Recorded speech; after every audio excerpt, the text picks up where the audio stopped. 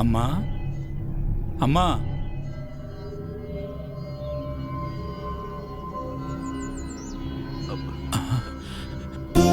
అమ్మా లేవండమ్మా.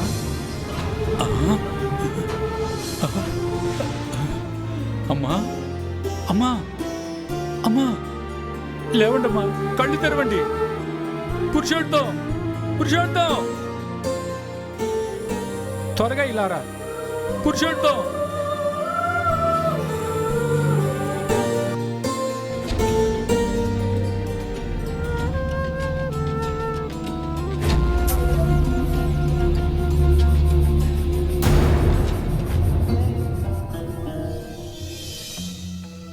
చనిపోయారు.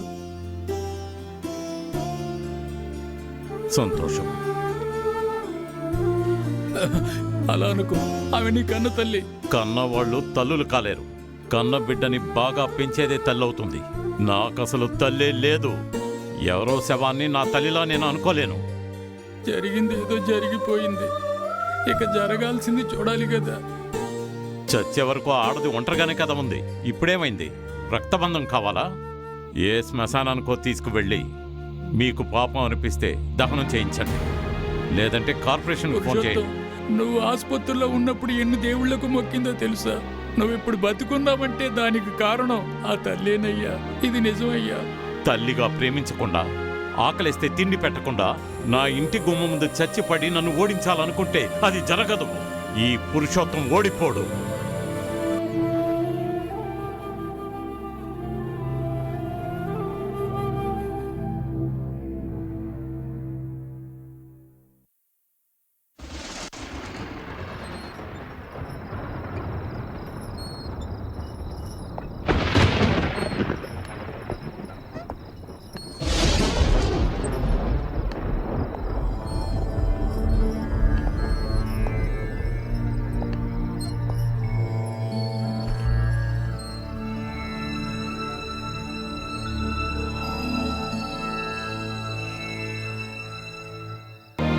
నీకంటూ ఉన్న ఒక బంధం ఇప్పుడు లేదు. ఇప్పుడు ఈ విషయం నీకు నేను చెప్పే తీరాలి. ఎండిపోయినా నది లాంటిది కాదు బాబు మన జీవితం. అది ప్రవహించే నది లాంటిది. నువ్వు అనుకుంటున్నట్టు అది ఎప్పుడు ప్రవహిస్తూనే ఉండదు, మారుతూ ఉంటుంది. జీవితంలో అన్ని విషయాల్లోనూ మార్పు ఉంటుంది. నువ్వు కూడా మారాలి. నీకో విషయం తెలుసా? నీ వల్ల బాధింపబడిన కుటుంబంలోని ఒక అమ్మాయి సాయం చేసినందువల్లే నువ్వు ఇప్పుడు ప్రాణాలతో ఉన్నావు. లేదంటే మీ అమ్మగారి కంటే ముందు నువ్వు చనిపోయిండేవాడివి. నువ్వెప్పుడూ ఒకటి అనేవాడివిగా, లెక్క పూర్తవగానే ఎర్రసిరతో కొట్టేయాలని.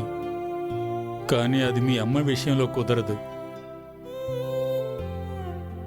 ఇటు చూడు, అందరి శాపాలకి గురి అయ్యి నువ్వు మాత్రం ఇక్కడ ఒంటరిగా బతకగలవా? ఒంటరిగా బతకొచ్చు, ఒంటరిగా చావొచ్చు. పాతి పెట్టడానికో కాల్చడానికో శ్మశానానికి ఒంటరిగా వెళ్ళలేరు. మోసికెళ్లడానికి కనీసం నలుగురైనా కావాలి. ప్రాణాలతో ఉన్నప్పుడు ఇక్కడ అక్కడని తిరుగుతూ ఉండేది పాపం మీ అమ్మ. పరలోకంలోనైనా మీ అమ్మగారికి శాంతి కలగాలి కదా. ఆలోచించి చూడు బాబు.